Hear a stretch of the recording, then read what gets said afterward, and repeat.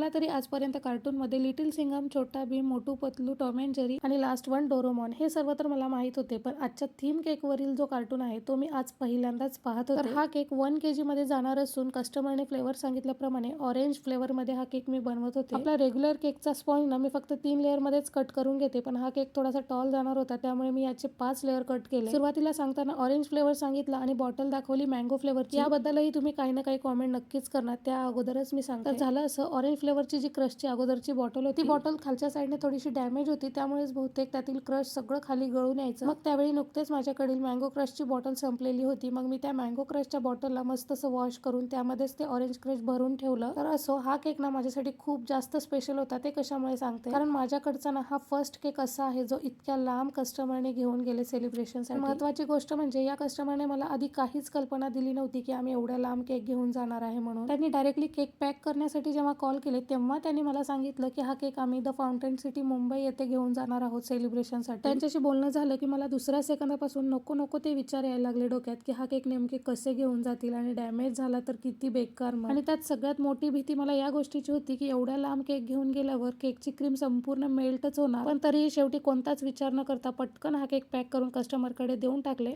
आणि त्यानंतर मी फक्त आणि फक्त कस्टमरच्या फीडबॅकची वाट पाहत होते की कस्टमर कधी एकदा घरी पोहोचेल आणि मला कॉल करून सांगेल की केक व्यवस्थित होता। मग संध्याकाळी कस्टमर घरी आल्याबरोबर मला कॉल केले आणि सांगितले की केक इतका छान होता की त्याला धक्का सुद्धा लागला नाही। त्यांनी हे देखील सांगितले की बाय कार त्यांना 2.5 तास जाण्यासाठी लागले, तरी पण केकची क्रीम थोडी सुद्धा मेल्ट झाली नव्हती। त्याने हे सांगितलं की मन समाधान झालं। आणि हो, त्यांच्या बर्थडे सेलिब्रेशनची छोटीशी ही क्लिप मी ऍड केली आहे।